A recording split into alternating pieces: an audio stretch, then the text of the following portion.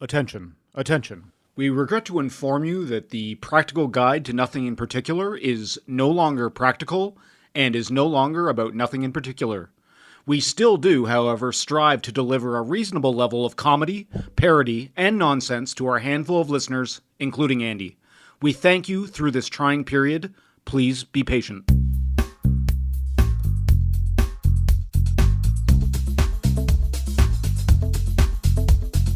You got shit to sell? Or you want to find a service?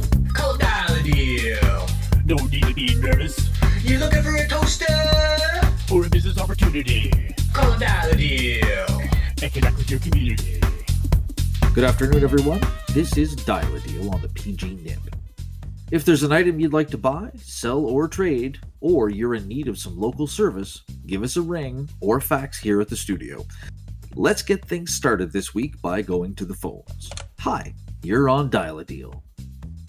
Hello there, my name's Jerome, and I've got a full-size male rooster to sell. He's not laying many eggs these days, and has a fear of vacuum cleaners. Okay, and how much do you want for your rooster, Jerome? Well, a few years ago I would have said $10, but roosters and upright pianos seem to be the only category of household items that actually have negative inflation these days, so I'm willing to pay someone $2 to take it away. Thanks, Jerome. That's a rooster and $2 to the first guy that gets in touch with Jerome at his usual place. Let's keep things moving. Good afternoon.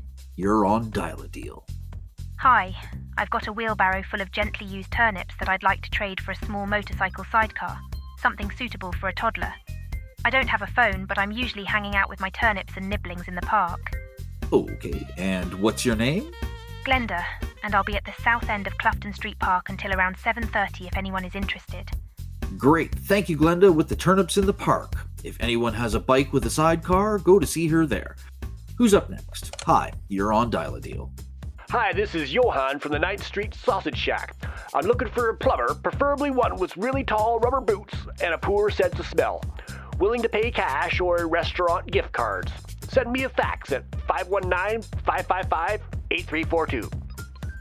Thanks, Johan. That's a call for plumbers and crowd extraction professionals.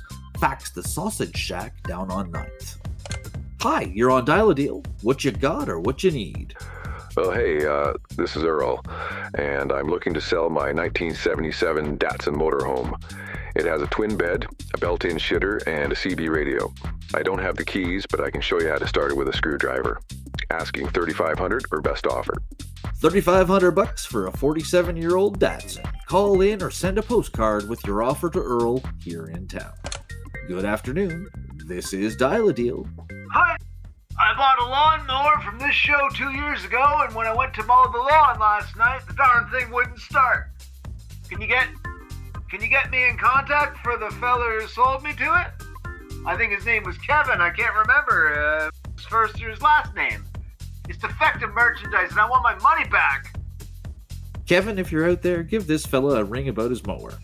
Anything else? I'm looking for a barrel of steak, Dink, or someone who can render some from last year's leavings. Okay, anyone with a line on some STDs or who can hand froth some up for our man here, send a fax to the station and we'll connect you. That's all the time we've got for Dial a Deal tonight. We'll be back at the same time next week to connect our listeners with each other's household junk and unlicensed trade people.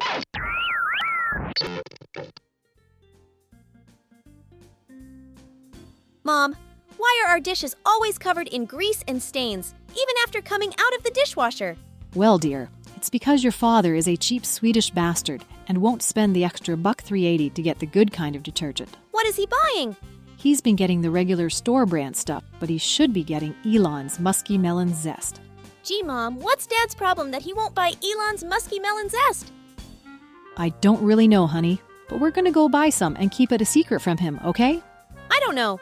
You know I'm not very good at keeping secrets. Well, this time it's important. You need to promise me that you'll never ever tell your father that we bought Elon's Musky Melon Zest dishwashing detergent. That's a lot of pressure, Mom. What if he notices how sparkling clean and melony fresh our dishes look and smell?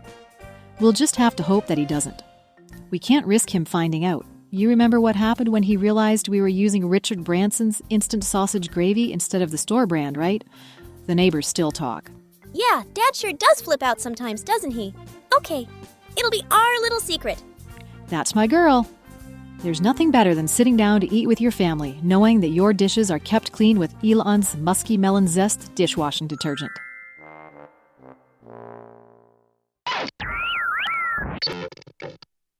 This is a message from the Public Health Officer. As we know, opioid abuse and misuse is a very real challenge and concern around the world. In these uncertain and unprecedented times, people looking to chemical comfort is both understandable and attractive, especially to those of us who do not want to be facing the apocalypse sober. But be warned, fentanyl and carfentanil are causing more death and suffering than ever before, and those drugs are now finding their way into more conventional narcotic supplies, especially heroin and methamphetamines. It is for that reason that the Office of Public Health is issuing the following directive: smoke more crack. Yes, in years past, our policy was to encourage people by various vectors to smoke less crack, but as fentanyl and carfentanil continue to contaminate certain drug supplies, we are now advising smoking crack as a safer alternative for your inebriation needs. For inquiries about how much crack is enough, or where to get a safe supply, please visit our offices next to the Car Wash Plaza, or download our Nokia app on the Public Health GeoCities site. This has been a message from the Public Health Officer.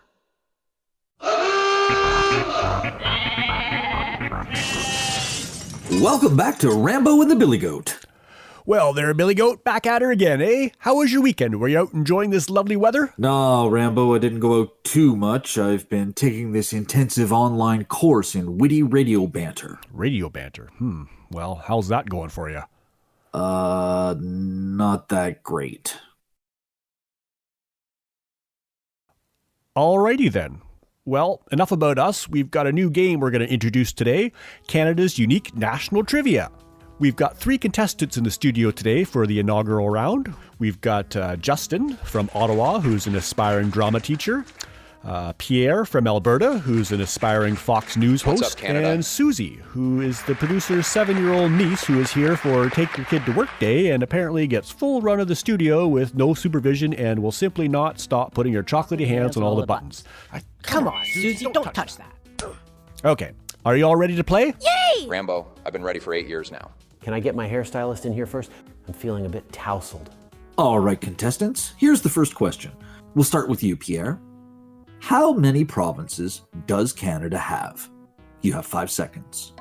It's pretty clear to me and other Canadians that the current Liberal government has every intention of insulting, emasculating, and emulsifying all 7 of the remaining provinces. I'm sorry, that is not correct. Justin, over to you. Same question. Go. When I look at the hardworking Canadians across our great land, I see generations who have made sacrifices for unity, and we will all work together to contribute to build a stronger Canada across all of our dozens of provinces and genders. Sorry, Justin. Time is up and no real answer there. Now, Susie, do you have a guess for how many provinces there are in Canada? Is it 5? Sorry, Susie, good try there, but Canada actually has 10 provinces and 4 territories if you include the newly formed Bruce Peninsula Autonomous Region. Okay, let's move on here. We'll start with Justin this time. Next question. How many additional roommates does a Canadian university student need to be able to afford renting a 1-bedroom apartment? Well, I'm glad you asked. When I was growing up in Rosemont, we knew some people who had roommates, so I feel like I can relate to anyone who needs to split bills to get by. Not that we ever had to do that, but my advisors tell me that phone bills, electricity bills, and even the cost of groceries can be shared among many people living at the same address to meet the basic goal of staying alive in this great land of Canada. Yeah, that's not really what I asked. Let's see what Pierre thinks. My esteemed opponent with the magnificent hair wants you all to think that you can up the flatmates and down the bills by simply going Dutch on toilet paper and craft dinner. But he's wrong. We all know the only solution here is simply to deport or imprison one woke liberal voting household for every one wealthy conservative immigrant family that moves to Canada. And then we'd always have enough newly vacated houses for everyone. This is worse than grade 4 debate club. Susie, do you know the answer? A pony. Okay, well, we don't seem to be getting much of an attempt from some of our contestants here to actually listen to the questions, so no points awarded this round either. Let's keep the game going, though. Last question. Where do Canadians keep their armies? Justin? Canada has a long history of a proud military and an even longer history of Sea King helicopters and dubious submarine purchases, and I strongly believe that Canada will keep its armed forces highly esteemed, if not actually armed. Well, Billy Goat, speaking candidly between you and me and the 4 subscribers to this show, I'm pretty sure Justin's policies fully intend Canadians to keep their armies bewildered, bootless, unshaven, malnourished, and sleeping 6 to a tent with unaffordable mortgages and paying $2 a liter for gasoline. And also he caused climate change and the war in Gaza. Jesus Christ, the both of you. If we only had a third political party in Canada, Anyways. Susie, last chance to you. Where do Canadians keep their armies? I know this one. They keep their armies in their sleeveys. You're absolutely right, Susie. Canadians do keep their armies in their sleeveys, as well as their smokes in their cloaks, and their nukes in their toques. Well, it looks like we've got Justin and Pierre here, who have both really spit up a lot of big words today, but had nothing actually useful to say. So, they're tied at 0 points. And little Susie here has only spit up a bit of chocolate so far, but she did correctly get 1 point, so she's the big winner today. What does she win, Rambo? Well, Susie, you are a very lucky little girl. Today's big prize is a lifetime appointment as a Canadian senator. What do senators do? Well, now, nobody really knows, Susie. But you get a big house and free cookies and a shiny car and a very fancy cell phone and dental care. Yay! I'm going to be a senator.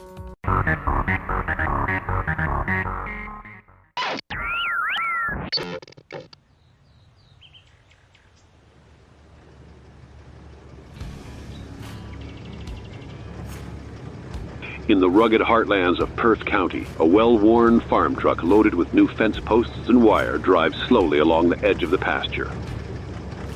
Inside the cab, 2 well-chapped burly ranch hands, both with their boots resting comfortably on the dusty dashboard, give a knowing look to each other as the truck rattles up to a stop. Brake time on the back 40. The rhythmic lope of the diesel engine now gone, only the quiet embrace of the wide, untamed landscape remains. Hey there, Jeb. You got chaw for me? I sure do. Just hold up a sec here. Ah, shit. My Copenhagen's tin's pert near empty. Aw, man, I'm twitching over here. Hey, you got a spare plug of any kind of backy rolling around back there in the truck? Even like some old export, eh? Well, my old lady gave me a tin of this new stuff last week. Supposed to be like melon flavor, but I ain't tried it yet. Melon? What kind of fat business is that? Don't they got any regular flavors like Confederate gunpowder or Texas chili? Well, that's all I got here today. Do you want to chew or not? Ah, hell, let's have a look at her. Elon Muskie? Who the fuck is that? No idea, but that is a pretty sweet hat he's wearing there on the label. Here, have a twist of this. The fellers settle down into some serious chawing, introducing their brown-stained gums to some seriously musky melon flavor. A few minutes later... Well, shit! This here tobacco is suiting me just fine. That's a real fine flavor in there. And getting me a real good buzz on, too. Well, friends, you heard it there straight. For a good clean chew that leaves your lips fresh and zesty, try Elon's Musky Melon Zest Chewing Tobacco. Available at Dandy Andy's, Dick Shooter Bluets, Canadian Tire, and many other fine tobacconists.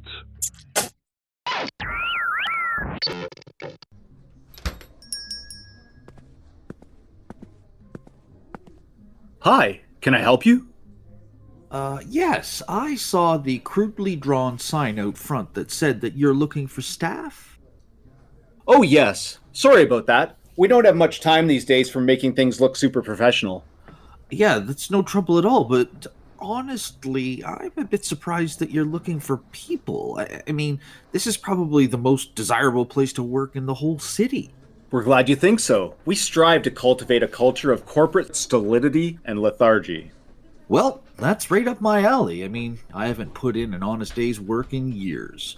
Outstanding. Tell me a little more about yourself. What does your average workday look like? Well, I'm currently employed at the Association for Dawdlers, Idlers, Loafers, and Lollygaggers as a social media influencer. I like to wake up early, around 10:15. I'll spend some time thinking about the day's agenda, come up with some ideas about how I'll get motivated, and then craft a plan. By 1:30, I'm up and ready for an on-the-go breakfast of sour gummy worms and Drambuie kombucha. If I'm working from home, I'll head into my office, play a few rounds of high-stakes online crokinole, and while having my worms, and really get settled into my workday. If I'm going into the downtown office, I'll spend a bit of time in the car, just sort of mentally mapping out the drive, making sure that I'm prepared for the route, downloading some new podcasts. There's one called the PG Nip, which is quite good, and making sure that I won't have to cross any bridges on my way over. I hate bridges. Anyway, after arriving, I'll spend some time chatting with my colleagues, maybe do some networking about that week's social events, and head back to my desk after checking in with reception to see if I have any messages. I never do. If all goes well, I'm wrapped up by about 3:45 and on my way to Hatha Horsepower for a good aggro yoga session and maybe rip a few laps on the go-karts. Sounds like you accomplish very little in your day, which is exactly what we would be looking for in an employee if the management here had the motivation to be actively looking for one. So it's nice that you just sort of dropped in. Well, I didn't want it to become a whole ordeal. I mean, I don't usually bother calling or emailing or bringing a resume or anything. Actually, I'm just on my way to work now and thought I'd take a chance. I was just stopping in the plaza for a massage and a car wash anyway, and, well, your office is right here. That's great. When can you start? That depends on you. What time do you need me? Oh, we're usually open around 11 and close up about 4 or 4:30. That's Tuesdays, Wednesdays, and Thursdays. We're closed weekends and only open by appointment on Mondays and Fridays. But as long as you're doing your best not to be here, we're happy to have you. Wonderful. I'll pop by when I can for some training. I'm really looking forward to it. Geez, I guess I'll have to give my other job my 2 weeks' notice. No rush. Just make sure to give your social number and banking info to the receptionist out front, and we'll start getting your salary directly deposited. To make it easy, we'll backdate your start date to the beginning of the month, so you can expect a couple weeks of pay in your account shortly. It's all covered under the new Liberal government jobs plan. Okay. Thanks again, and great to meet you. See you in a month or so. Sure, but not too soon. Welcome to the team. Meanwhile, in the county courthouse, district number 4, a very unusual case is being tried. One that could very well change the legal definition of leisure time. Let's listen in now, shall we?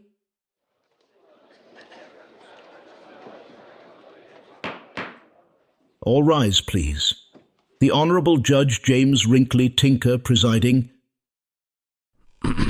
Please be seated. What brings us to the court today, Counselor? Your Honor, we have here the matter of Town versus Eunice Snorkel. Mrs. Snorkel is charged with multiple offenses, 2 counts each of dawdling, idling, loafing, and lollygagging.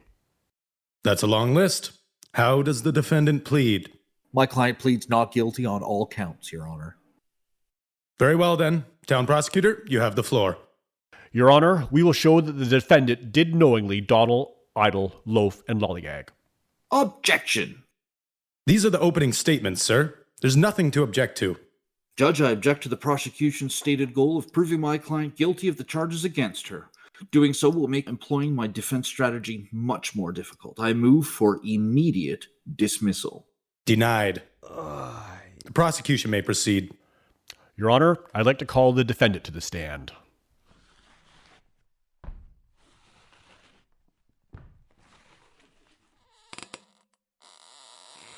Please state your full name for the record. Mrs. Caroline Ursula Nora Theodora Snorkel, but everybody calls me Eunice. And you live here in town, Mrs. Snorkel? Yes, in the South End, near the new Whiskers and Biscuits. And where were you last Thursday afternoon about 3 p.m., Mrs. Snorkel? If I recall, I was at the market. Are you sure? Oh, no, that's right. I was just coming back from your mom's place. Yes, she told me that it was a lovely visit. But what happened on the corner in front of the library, Mrs. Snorkel? I don't remember. Let me refresh your memory. Could you describe what you see in these photos, please? I see an old lady having a rest on a park bench after a long walk on a hot day. Is it not true that you didn't walk to the park, Mrs. Snorkel, but in fact rode a horse? I don't even have a horse. Then how do you explain this, Mrs. Snorkel? Your Honor, I submit this as Town Exhibit A, a ticket stub for valet horse parking found on Mrs. Snorkel's person at the time of her arrest. Did you leave your horse with the valet, ma'am? Yes, Your Honor. I warn you, Mrs. Snorkel, you must not lie in my courtroom. Do you understand? Yes, Judge. Proceed. Mrs. Snorkel, if you didn't walk to the park, then you had little need of a rest on that hot day, isn't that right? I suppose. We have pictures here of you on that bench for upwards of 40 minutes. Yes, but it was far exceeding the time that a reasonable person would argue that it takes to engage in even a prolonged sit on a hot day. Isn't that right? I didn't realize there was a time limit on... In fact, Mrs. Snorkel, I submit to the court that you went to the park that day with the intention to remain idly in place, loafing, lollygagging, and it goes without saying, dawdling.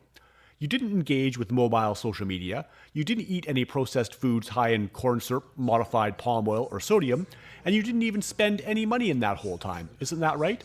No, it wasn't. I didn't mean to. Okay, yes, I did it. I sat there enjoying the sunshine and watching the birds. I wasn't hungry, and I didn't bring my purse, so sue me. That's what we are here for. I believe that takes care of it, Judge. The defendant has admitted to every count on the indictment. I move that we proceed directly to sentencing. Agreed. Mrs. Snorkel, you have admitted to the charges against you, meaning that you have been found guilty by this court of those offenses. Do you understand? Yes, I understand.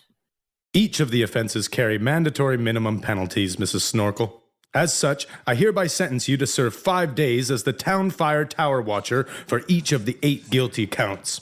Furthermore, you are ordered to complete a motivation class, hopefully pointing you down the path to realize just how dangerous dawdling, idling, loafing, and lollygagging can be for the untrained amateur. Do you have any questions? I'm an old lady, Judge. I might not live long enough to serve time like that. Would you consider making it just 15 days up in the fire tower if I buy you and the court all some drinks next door at the pub? It is happy hour, after all. Well, you may be feeble in body, Mrs. Snorkel, but I see your mind is as sharp as ever. That is an excellent idea, and I will do so. Court adjourned.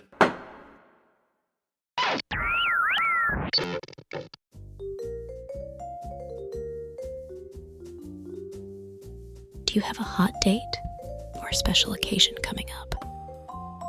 Are you tired of smelling like a fruit salad or a forest ranger on a hot day? Imagine waltzing into the party, leaving an air of intrigue and seduction behind you so thick you could scoop it with a melon baller. Announce yourself with the juicy sophistication of Elon's musky melon zest.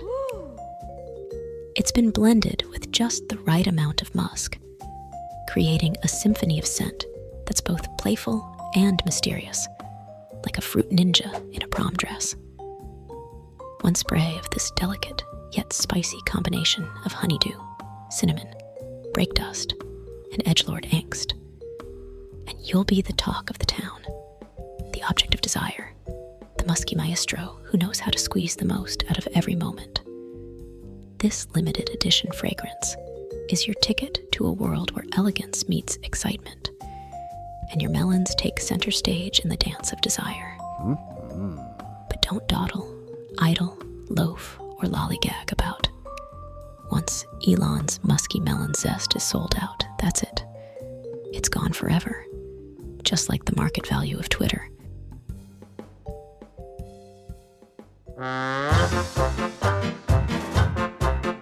Well, that wraps up the PG Nip Holiday Special, recently nominated by themselves as the best new Canadian humor podcast for 2023. They would also like to remind citizens and the authorities that making fun of rich people, political parodies, and unregistered podcasts are all still legal in Canada and are expected to remain so until the next federal election. Smell you later, Canada.